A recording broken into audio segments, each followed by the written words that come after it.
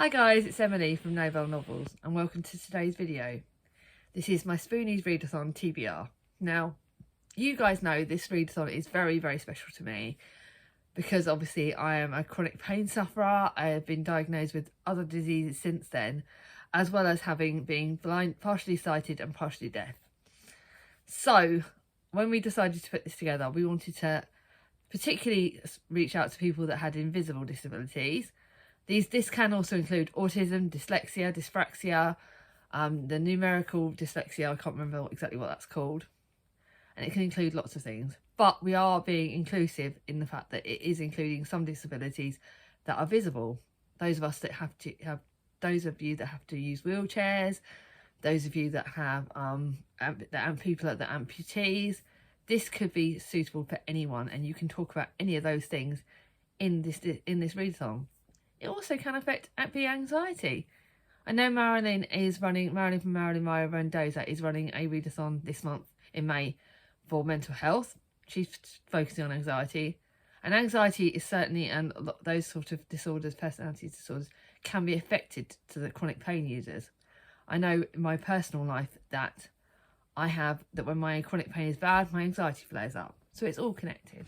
And the whole purpose with the Spoonies is, if you've looked, I will do the link again, is that we all have a certain number of spoons for the day, certain number of things that we can do energy wise. And the principle of this is, I'll do a picture actually in one of my Instagram posts in May, and it's like people with chronic pain and people with disabilities have less spoons than an average person without them. I'll say average, I'm not saying that in normal because normal doesn't exist. So this readathon is to shout that out. Now in May, I am also doing other videos to do with the readathon. I've got, the first one will be more books with great disability rep. So I'm mentioning some that you can use in this, but I will be going into more detail. Obviously, they'll only be briefly mentioned, and I'll be going into more detail in that video, just so the people that haven't necessarily got at the start of the month would like some more recommendations. That will be good for you. In the middle of the month, literally bang on spot in the middle of the month, I'm doing a video on my Spoonie story. Now, I have done previous videos on my disability and on my anxiety, my mental health ones, but things have changed since then. I've since been diagnosed with more things, so I thought it'd be good to sort of be a bit up down. I've also got a hell of a lot more subscribers since I've done those videos, so I thought I'd do that video. And then towards the end of the month, sort of on the 22nd of May, I'm doing a video on books full of hope. This is connected to both Marilyn's readathon and to ours. Those of you that do suffer with any chronic pain or invisible disabilities or mental health issues, we all need a bit of hope. We all need books to cheer us up. And these books will be for all the different genres, because I just like to sprinkle that hope in everyone. Everyone finds hope in different places. But enough rambling. I don't want this video to be too long because I've got 2 kids that need to be sorted out. The last day of the holidays when I'm filming this. So I'm going to be showing you the books that I'm definitely reading, and a couple of ones that either I may be reading or recommendations. Although this video is my first TBR, and then I've got the rest of my TBR for May, which will actually include books that can be used for various different things. So here we go. So for prompt number 1, read a book with an author who has a disability. So I'm starting with a book by Ali McNamara called Letters from Night House Cottage. Ali McNamara put in one of her videos that she is a Spoonie sufferer. She has conditions that cause her to have less spoons. So I thought this would be a very good one for that. I love Ali McNamara's work, and when she did that dedication in the start of one of her books, it really hit me, because she does talk about them really well. And this is one that's also a springtime book. It's the sun is shining in the quiet little seaside town of Sandybridge, and it's an English town, so it will also count. This book will also count for another prompt. And it's home to Grace, though right now she's not too happy about it. So she grows up in like a little seaside town, and though we can't really think of seaside at the moment, it's supposed to be bloody spring and it's grey. Then I'm going to be reading Honey and Spice by Bolu Babola. Oh, I believe this is a copy that my sister Charlie has lent me. I think she's autistic, but Charlie may kill me if I've got that wrong. I know that she's got some form of disabilities. I know that Loving Colour is by this author, and Charlie loved it. And this book is about Kiki, who is an expert in relationship evasion and who has made a life's mission to keep the women of Whitehall University safe from players and heartbreak. And then he meets Malachi, who is a handsome newcomer who is everything Kiki has been warning her sisters about, and the one person who might collapse the community she's built. So this is apparently a romance. It is a chunky book. Charlie's given me a massive 400-page one. But now the fact that Charlie loved it is a good thing for me. So that's that. Now those are the 2 books I'm reading for that prompt.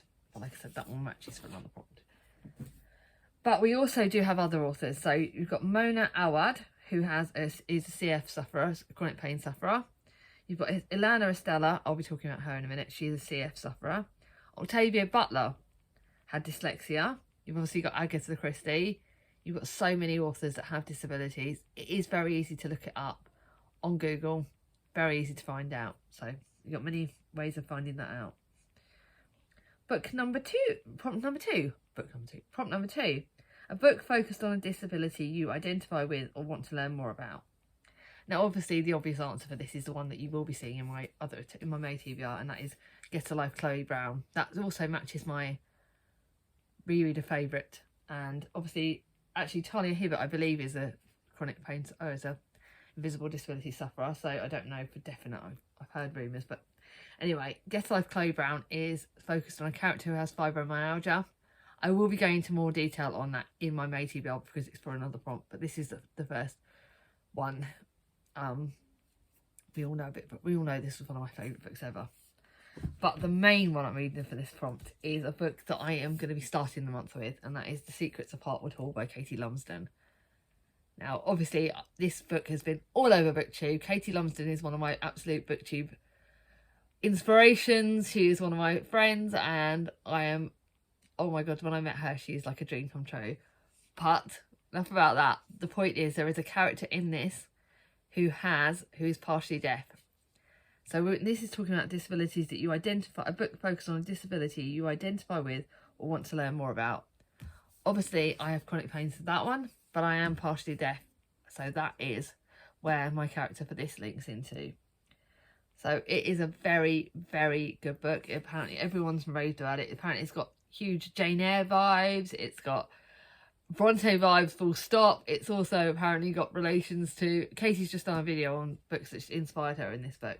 And this is about Margaret Lennox, who is a young widow and is offered a position of governess at Hartwood Hall. She quickly accepts, hoping this isolated country house will allow her to leave her past behind.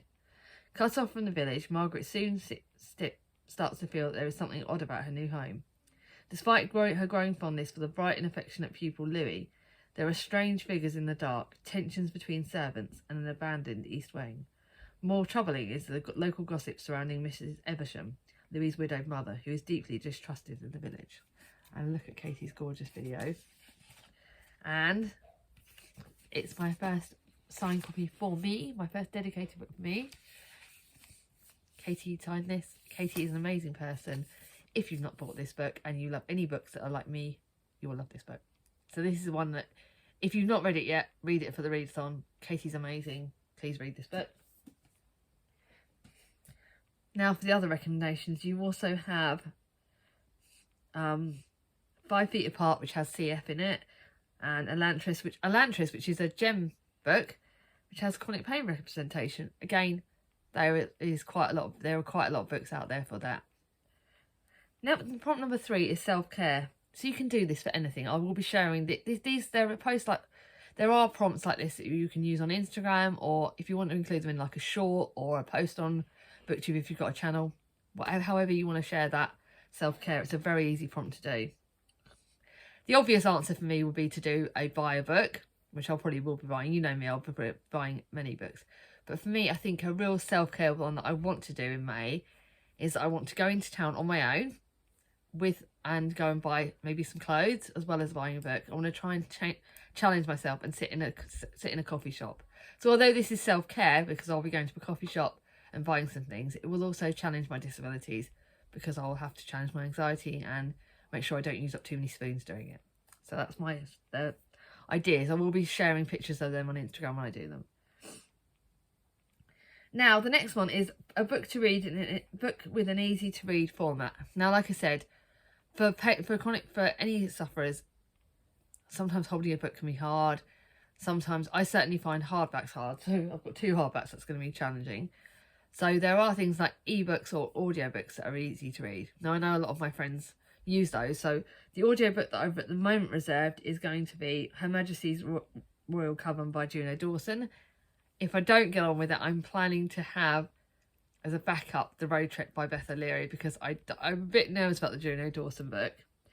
Now, ebooks is something I don't use very much because I like to got to get through enough. I've got a massive physical TBR, unread TBR, but I am going to try and I've reserved The Light We Lost by Jill Santonos on my BorrowBox ebook thingy, and that's a contemporary, and it's about looking back on how we lost things. Thomas is not allowed to be in this video, so he's got to go and shut the door. So those are the books that I've chosen at the moment, but they may well be edited. Like I said, there are a lot of ways you can use. You've got Audible. You've got a lot of. I know Jack from Spread Bookjoy has got great recommendations on audiobooks and how to audiobook apps. So Jack's brilliant for that. Tuck your head down. Right, so go to Jack's. I will link Jack's channel down below, because she's got great ways of finding out about audiobooks. I can hear you. The next one is number 5, a non-fiction memoir. Oh, hang on a minute. A non-fiction memoir or medical book on disability. Actually, before I forgot, I forgot to show you this book, which is for the disability prompt, and that is A Quiet Kind of Thunder. Sorry about that, I forgot to mention that. And this has a deaf character and a character who is selectively mute. Sorry about that. But yes, the next one is a non-fiction memoir, biography or medical book on disabilities. There are so many out there that you can find, so many that are easy for you to read. But the one I've chosen for this that I don't own is Disability Visibility by Alice Wong. I've had a lot of, I think Marilyn said this was one of her favourite books ever. Choice of filming when shit gets hard nowadays.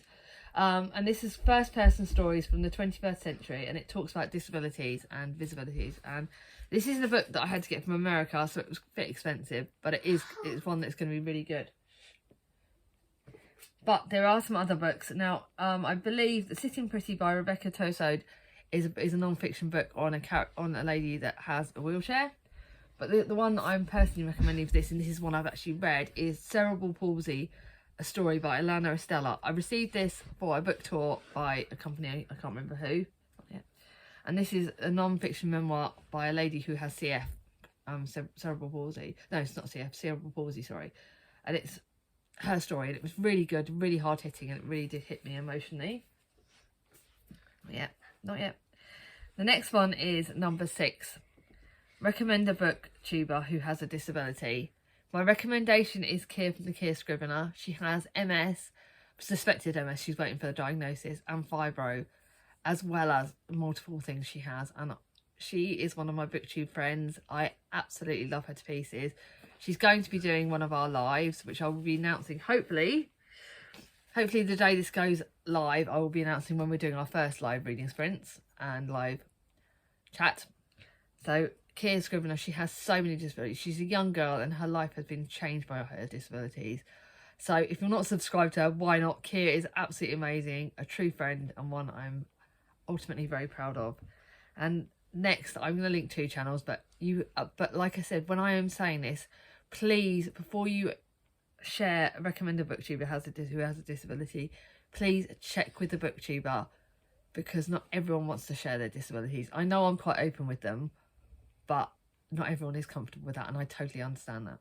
But the other person I'm mentioning is my sister Charlie from Charlie Book Reads. Charlie has Marfan's, which is a joint issue, and she's also got arthritis in her hands, and I couldn't be more proud of my little sister. She has days where she really struggles to do things, and she has days where she gets exhausted by doing things, and she is a total inspiration because she still works part-time, she does voluntary jobs, she's artistic, she's creative, she is even though I'm the eldest in our family, she is the one that looks after all of us and is the world's best auntie to my kids. Her and my other sister, who has other ones which I will not be commenting, but Charlie is an inspiration. So please check her out. She's my best friend and I love her. And yes, Thomas can give me this now. Read a comfort book. And the comfort book option I'm going for definite is The Book Lovers Retreat by Heidi Swain. It is a new release. It's got a lead character called Emily and another lead character called Rachel, Tori, and there's another person called Alex in it as well. And they are three best friends, a dream cottage and the holiday of a lifetime. And they're going to a book lovers retreat. What more do I need? Heidi Swain also has another book that's got a disability, and I cannot for the life of me remember what it is. But if you need to know, please let me know in the comments down below. But she has another character, and I would love more authors to do books with characters with disabilities. It is something that needs to be done more. Thomas, can I have the next one? Yes.